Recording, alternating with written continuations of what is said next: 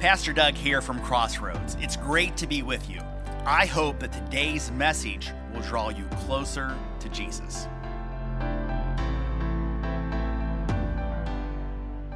Well, Crossroads, it's good to be with you today. We have been going through this series on what does it look like to follow Jesus day in, day out. And it's been practical in terms of how do we own our own personal spiritual development, what does spiritual formation look like when it's intentional.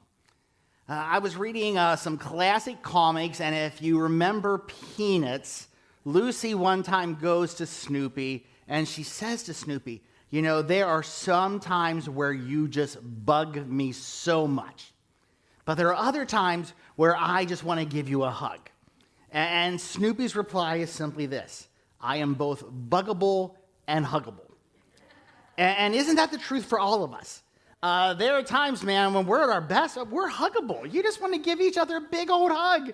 But there are times where the people in your life that you love the most, that you like the most, that you do life with, man, they just bug the snot out of you. They annoy you. And that is life in community. Last week, we started talking about how essential it is to do life in community. Part of that intentional spiritual formation diagram has community. It's one of the ways the Holy Spirit works to grow us. He works through the other people in our lives. And there is an ideal of community, and there is the real of community, and sometimes community just gets messy. And we said Jesus chose to do life in community. You know, if anybody didn't need community, it was him. But yet he did life in community. And throughout his time in fellowship with those that are closest to him, those that were following him, there were times, man, where it was just so sweet. It was so beautiful. He experienced the very best of community. And then there were times where he also experienced the very worst, the hardest parts of community. But Jesus didn't ever excuse those hard parts of community away. He didn't shy away from them. When things got messy, he leaned in. And we can learn so much from the way, the model of Jesus when it comes to some of these messy topics. Because, man, there are times where things get tough, where relationships get strained, where there is just this hard disagreement. Sometimes it's with somebody that lives in your home, at your workplace, at your school, in your church. And what do you do in those kind of times, in those kind of situations? How do you handle confrontation? It's a word that many of us don't like. It's a word that most of us would just wish never happened. And we all respond a little bit differently, but I believe we can learn from Jesus and how he dealt with disagreements and direct conflict. So where do you learn? Well, where do you learn about how to handle confrontation? In our world, in our culture, where do you learn? Well, maybe the ideal place to learn is social media. Surely people in social media handle conflict in such an incredibly healthy way, right? Oh, you just wait till I post a link to this article, and then they'll know what I really think. Or, you know, we unfriend someone.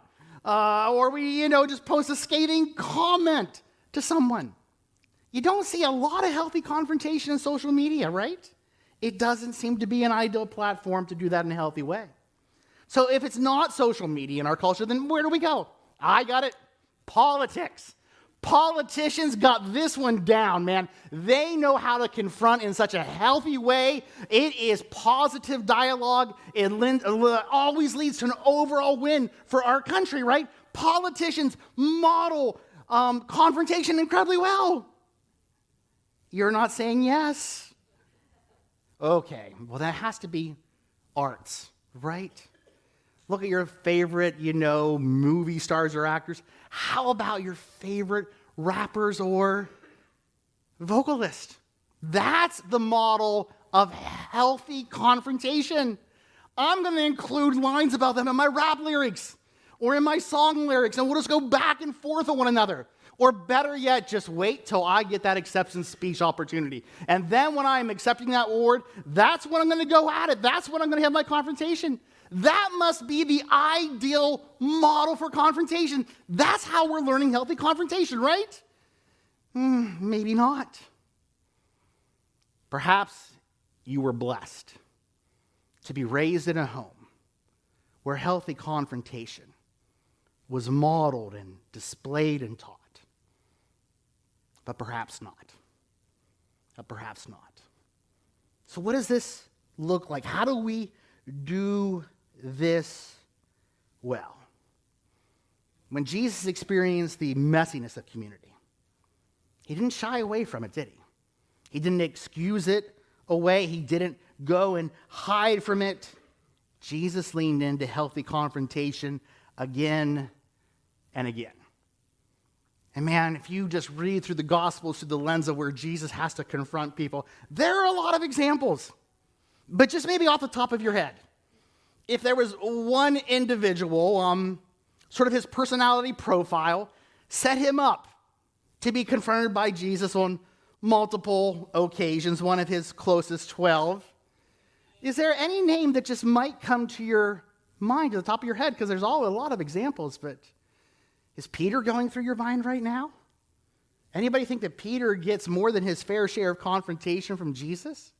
I mean, come on, can we all agree that it is a bad day for you and I when Jesus locks eyes with us and says, "Get behind me, Satan," right? That is a bad day. That is direct confrontation.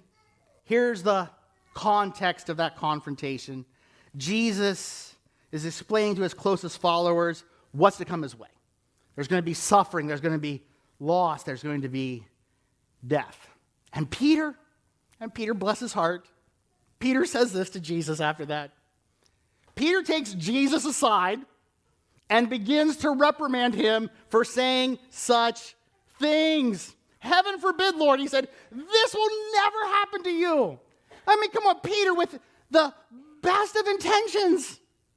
Peter might not be the brightest crayon on the box, but man, he got us set right. I mean, to pull Jesus aside and say this. And Jesus turns to Peter and says, "Get away from me, Satan. You are a dangerous trap to me. You are seeing things merely from a human point of view, not from God's." Jesus doesn't avoid. Jesus doesn't minimalize. He doesn't explain it or excuse it away. He's direct. He goes directly to Peter, and he speaks directly. I mean, Jesus knows Peter. Subtle doesn't work on Peter. Peter needs direct. And Jesus goes and says, "Come on, Peter. You're not getting it. You're missing it." And he turns the confrontation into a teaching moment. "Peter, I get it. You're simply seeing all of this from a human point of view. I get it. Oh, but Peter, man, the days, the weeks, the months ahead, there's going to be so much growth in you. It's not going to be easy. It's going to be painful. But you're going to learn to see things from my Heavenly Father's point of view, the way that you see the world and the circumstances and the people that He created. You're going to learn to see things from God's point of view." He takes a confrontation and he turns it into a conversation and into a teaching moment. I think that you and I have a lot that we can learn from Jesus when it comes to these kind of pieces. How about another confrontation that Jesus has with the very same disciple, Peter? We have multiple examples, but let me give you the setup of what happens about 3 days before the confrontation. Here's the setup. The night that Jesus was arrested, Peter pulls his sword, harms a high priest. He gets rebuked. Jesus tells him to put his sword away. And then as that evening progresses and Jesus is hauled off and Jesus is being questioned and Jesus is being abused, some people begin to ask Peter about Jesus. 3 times we have Peter's straightforward denial. He gets to the point that I do not know the man. I do not even know who you are talking about. About 3 days later, the resurrected Jesus comes to Peter in John 21. He doesn't ignore Peter's denial. He doesn't excuse it away. He doesn't say he gets it. that most any human would do the same thing in horrific situations, here's how Jesus confronts Peter. After breakfast, food is always a good option. After breakfast, Jesus asked Simon Peter, "Simon, son of John, do you love me more than these?" "Yes, Lord," Peter replied. "You know I love you." "Then feed my lambs," Jesus told him. Jesus repeated the question. "Simon, son of John, do you love me?" "Yes, Lord," Peter said. You know I love you." "Then take care of my sheep," Jesus said. But a third time, he asked him, "Simon, son of John, do you love me?" And Peter was hurt. Jesus asked the same question a third time. Loving confrontation. "Peter, I know what happened. I know you denied me 3 times. Jesus doesn't shy away from the conversation just to spare Peter's feelings. He knows Peter's going to be hurt.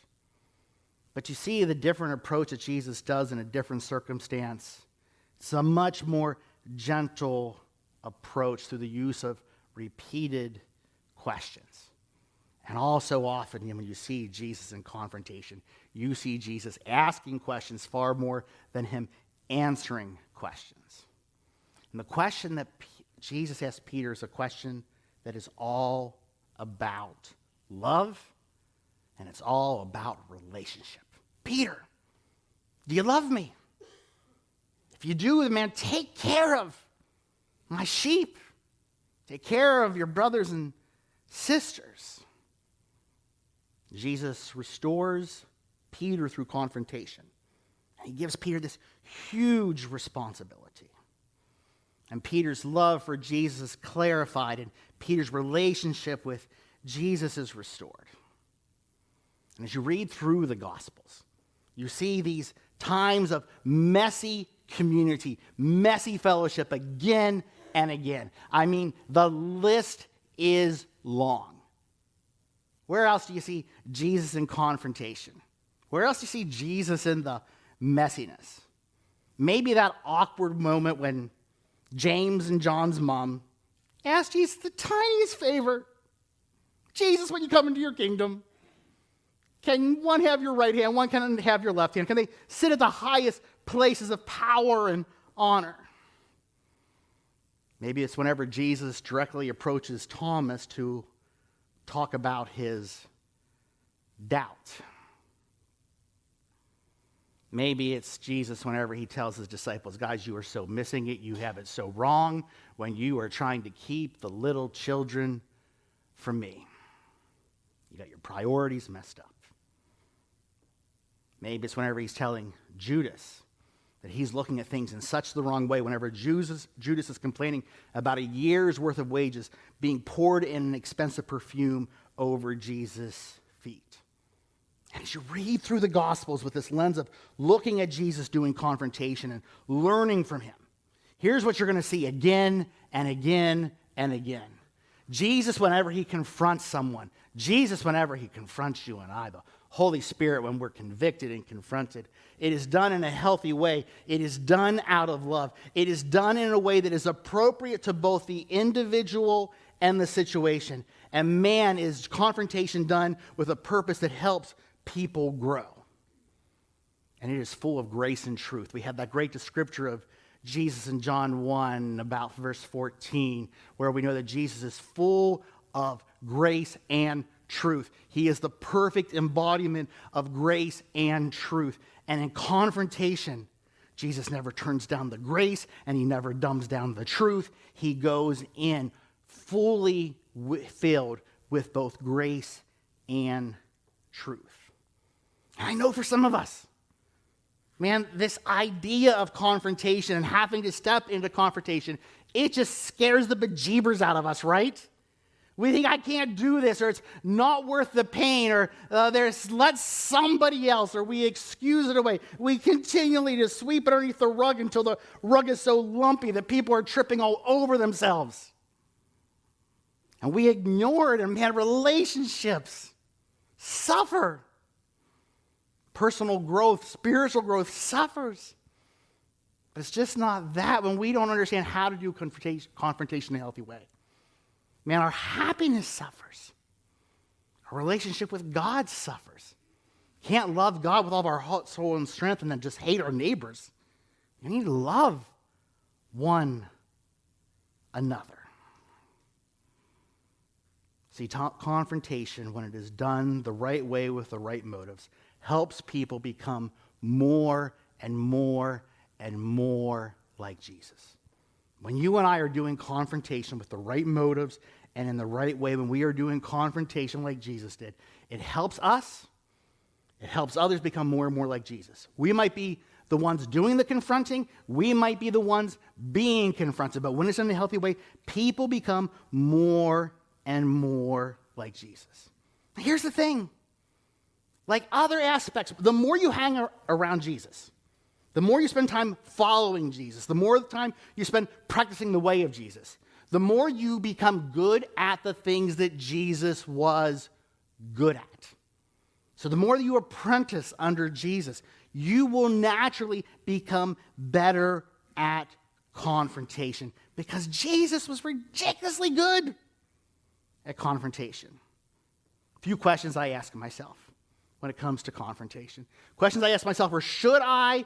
Can I? Should I? Can I? What is my motive for confrontation? We're 2 slides ahead, Doug. What is my motive for confrontation?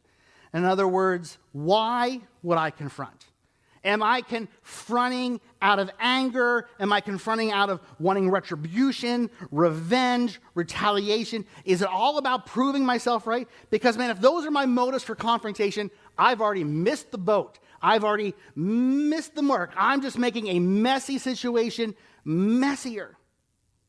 But here's an even harder conversation. Here's an even harder question for so many of us. What is my motive for not confronting? Why do we choose not to confront? Is it because it's apathy? We just don't care about the health of the relationship or the health of the individual? Is it that I just don't really want to listen or I don't want them to learn? Man, I'm going to get my revenge. I'm going to just let them repeat their dysfunctional patterns. Let them bear the fruit of the way that they are living. Is that, man, I just don't want to invest the time. I have limited emotional energy. I don't want to give this amount of my emotional energy to this individual in confrontation. Is my motive for not confronting simply fear? How they'll react, what they'll say to me, what I might find out about myself? See if the motive for confronting or the motive for choosing not to confront isn't love, isn't rooted in love, then I need to make some adjustments. And can we all admit we don't get this right all the time? I certainly don't get this right all the time. Anger or pride or apathy can creep in. There are times that I don't confront because I really don't care enough. There are times I don't confront because I would rather just sit in my anger or my righteous indignation. There are times that I put off confrontation because I know what it's like to sit on the other side of a very angry Doug Bender. So I hit pause. But the problem becomes that I never hit unpause. And I let the relationship just fade away. See, if I'm not committed to doing what is best for my relationships, what is best for the individual, what is best for the church, I can't sidestep the necessity and often messy step of confrontation, and neither can you. I want to say, Crossroads, When I look back over my 13 years here, man, this has been an area of huge growth for us. I remember some of those first years that people would come and they would confront, and their motive was simply to get what they wanted. And when they realized that confronting me did not get them what they wanted, they were just annoyed because they thought that was the whole point of confrontation. I love taking a confrontation and turning it into a conversation and then trying to win the person over and just helping to make sure people are heard and understood. There were people that would come in and they'd want to confront. They'd have a confrontation with me, and I'd just have to stop them and say, hey, stop right there. We do not talk to one another like that in this church. Those words, those tones are unacceptable. There's the door. Come back when you have some level of self-control. I would have staff reach out to me and say, hey, this person, they sent this email and it's just scathing, it's horrible, what should I do? I'm like, you reply back with one sentence. I would love to meet with you in person to talk about this. That's it. You never engage in any digital context. 90% of the time, people never met in person, right? And there were all these dysfunctional patterns of unhealthy confrontation. But man, those things rarely or if ever happen anymore. There's been so much growth, so much health in this way, where we can engage in conversation and dialogue to be heard and understood, and we're perfectly good with agreeing to disagree. So what else? There's so much. What else helps in this tough area of confrontation? What else does Jesus teach? What else do we see in his life? In Matthew chapter 5, Jesus says, if you're standing in line at the altar and you remember that someone else has something against you, you leave, you take off, you make it a priority to make things right with them. This is huge. We don't get the effort that it took to be in line at the altar. It's hard for us to understand. Some of you like amusement parks. How many of you were over at Six Flags, New Jersey? They're tearing it down now, but you were on the world's tallest roller coaster, King of Ka. Jeff and I were definitely there, maybe a few of you. It would break down all the time. But so you'd be standing in that line like an hour and a half plus. And it's like Jesus is saying, man, you've been standing in that line, and you're finally close to the front. You're almost there. But you remember that somebody has something against you. You leave the line. You lose your space in line. You make it a priority. You practice intentionality. You go to that person to try to work it out. And then in Matthew 18, often termed the gold standard for confrontation, but it's really the Jesus standard for confrontation. We read these words. If another believer sins against you, go privately and point out the fence. If the other person listens and confesses it, you've won that person back. But if you're unsuccessful, take one or two others with you and go back again so that everything you say may be confirmed by 2 or 3 witnesses. If the person still refuses to listen, take your case to the church. And then this is where we really don't know what to do at this point in time. This is where we mess this up. Then if he or she won't accept the church's decision, treat that person as a pagan or a corrupt tax collector. How did Jesus teach pagans and corrupt tax collectors? He still had meals with them. He still went to their homes. He still did some life with them. He tried to point them to truth. So here's some things that we can learn from Matthew 18 when you have to confront. Go privately, go directly, be direct. Subtle often doesn't work. Compliment sandwiches often don't work. But if that doesn't work, take someone else with you. Just a few trusted people where that person can feel safe, you can feel safe, somebody that can just have more of that objective view. But if that doesn't work, go to church leadership. This is why nobody wants to be in church leadership. Go to church leadership. And if that still doesn't work, you no longer treat them like family. You no longer treat them like brothers or sisters in Christ. You no longer treat them that way, but man, you still love them. And here's just a couple words that I put down here that work for me. You have to determine, are they safe? Because if they're not safe, then you just totally put up a wall. You can't spend time with someone who just continues to vomit all over you, that continues to hurt you again and again and again. Do you trust them? Because, man, often when you got to this point in time, there is very limited trust. So you can still go out and grab a cup of coffee, but you're not sharing your soul or your heart. There is more of a surface level relationship.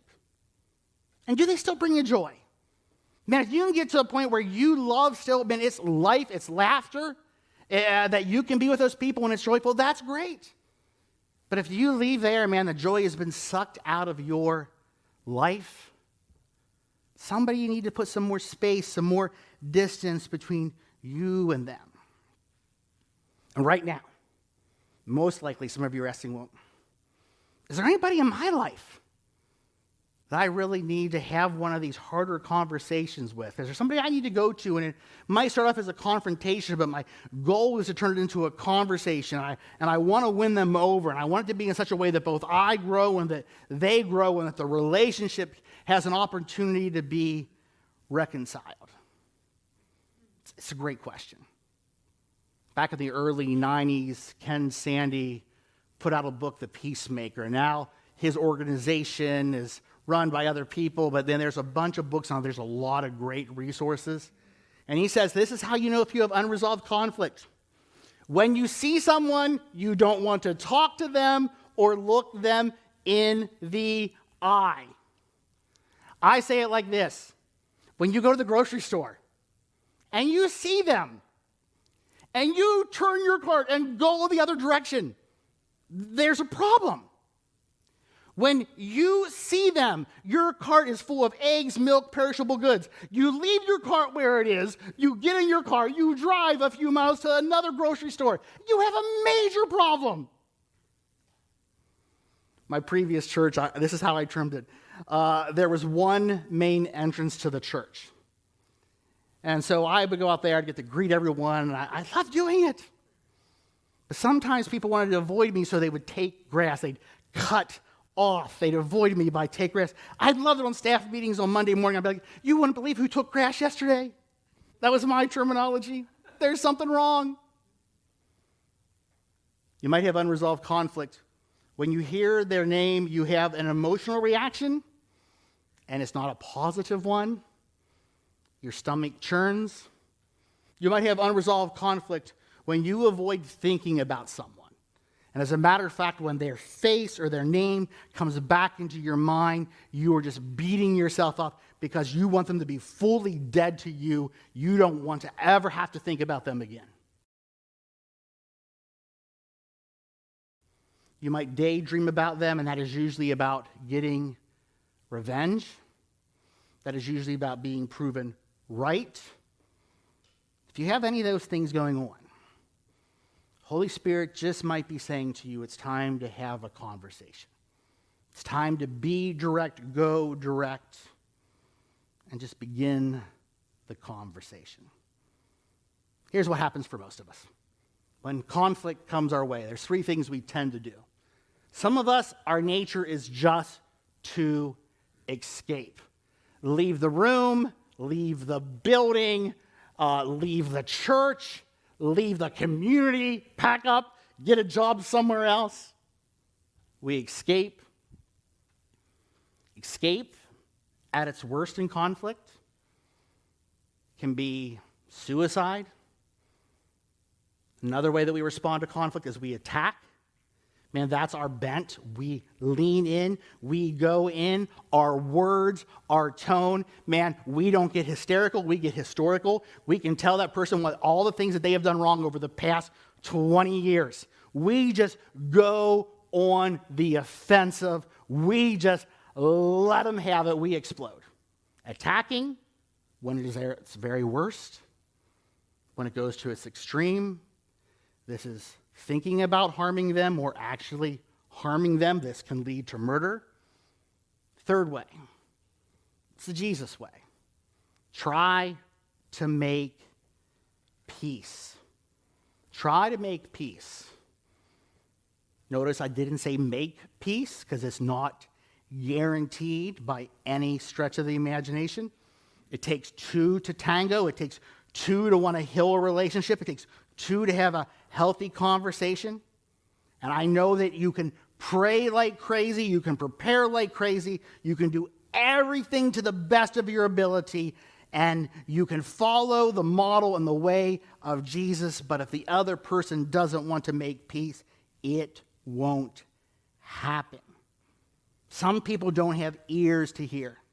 Some people won't even acknowledge that there is a problem. They just want to continue to sweep things under the rug. Some people won't own their own part of the conflict. When we go into confrontation, we all own a slice. One of my favorite lines in marriage counseling when there's conflict, I'm like, yeah, I hear all the things you're saying about them. They're like the devil's spawn. I get that. But could you tell me your part in the conflict? Picture a pie. How big is your slice? Tell me about your slice. And again, if somebody doesn't acknowledge or talk about their slice, they will never play nice. It just doesn't happen. We all have a part that we play. And maybe you have the confrontation and everything goes perfectly. Man, the confrontation gets turned into a conversation.